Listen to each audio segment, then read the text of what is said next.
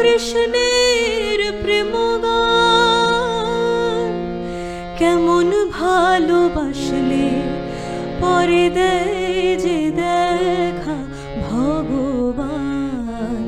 শোন রে পথিক শোনাবো আজ রামকৃষ্ণের প্রেম গান কেমন ভালোবাসলে পরে দেয় যে দেখা ভগবান।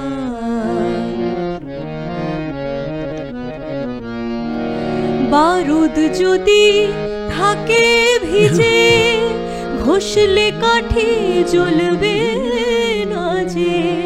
বারুদ যদি থাকে ভিজে ঘষলে কাঠি জ্বলবে না যে। খোঁজ পাবে না কোনো কালে যতই করিস রে সন্ধান। কেমন ভালোবাসলে পরে দেয় যে দেখা ভগবান। শোন রে পথিক শোনাবো আজ রামকৃষ্ণের প্রেম গান কেমন ভালোবাসলে পরে দেয় যে দেখা ভগবান। কেমন ভালোবাসলে পরে দেয় যে দেখা ভগবান। কেমন ভালোবাসলে পরে দেয় যে দেখা ভগবান। সিন্নন্তু বিশ্বে অমৃতস্য পুত্রা আয়ে ধাবানি দিব্যানি তস্তু। অস্মিতা, কি অসাধারণ সঙ্গীতের মধ্যে তুমি আমায় প্রবেশ করিয়ে নিয়ে গেলে। ভগবান শ্রীরামকৃষ্ণদেবকে যাদের বিশ্বাস নেই, যাদের তার প্রতি এতটুকু শ্রদ্ধা নেই, তারাও শ্রদ্ধাশীল হয়ে গিয়ে পড়েছিলেন। আমরা তার উদাহরণ ভুরি ভুরি পাই। কথামৃতকার অসাধারণ একটি রচনা আমাদের সামনে উপস্থাপিত করছেন।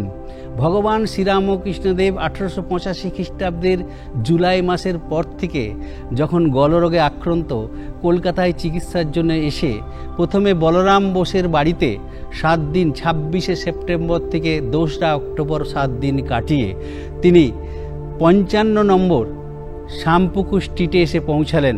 সেখানে তার উদ্দেশ্য চিকিৎসা। 70 দিন সেখানে কাটিয়েছিলেন। সেই 70 দিন কাটাতে গিয়ে শিম মাস্টমশাই, যে ডাক্তারটি কলকাতার মধ্যে তৎকালীন বিখ্যাত, একসময় ওই রানী রাসমণির পরিবারের সমস্ত রোগীদের চিকিৎসা করতেন, সেই মহেন্দ্রনাথ সরকার, তার তখনকার দিনে অনেক বেশি পরিমাণ ভিজিট, কেউ যেতে সাহস করতেন না। শ্রীরামকৃষ্ণদেবকে সুস্থ করে তুলতে হবে, এই চিন্তায় মাস্টমশাই রোজ তার বাড়িতে গিয়ে বসে থাকতেন কখন তিনি আসবেন।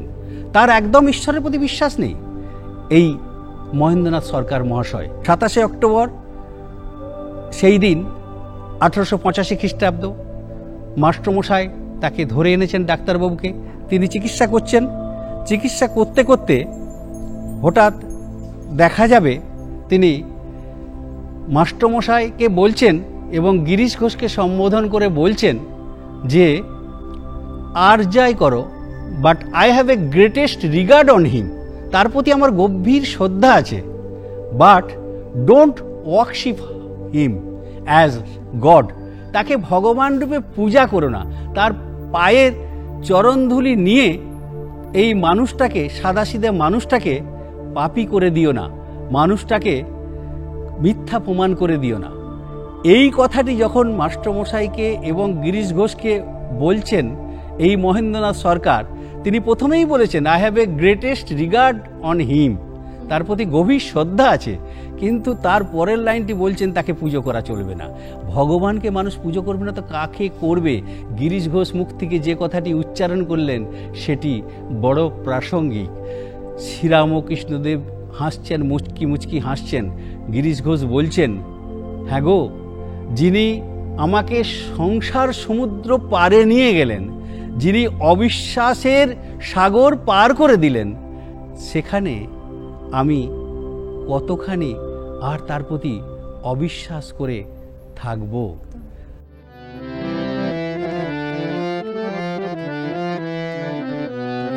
জয় রাম কৃষ্ণ বলো আমার মন, জয় রাম কৃষ্ণ বলো আমার মন।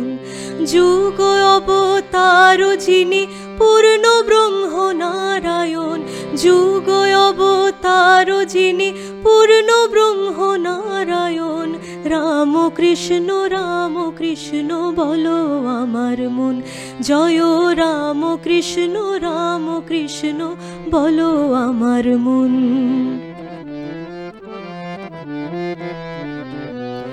জীব দুঃখেতে কাতর ধরি নর কলেবর, বারংবার অবতার জগত ঈশ্বর। জীব দুঃখেতে কাতর ধরি নর কলেবর, বারংবার অবতার জগত ঈশ্বর। এবার মাধুর্য ঘন মূরতি জিত কামিনী কাঞ্চন, মাধুর্য ঘন মূরতি জিত কামিনী কাঞ্চন।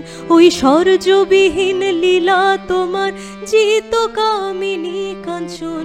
রাম কৃষ্ণ বলো আমার মন, জয় রাম কৃষ্ণ বলো আমার মন, জয় রাম কৃষ্ণ বলো আমার মন।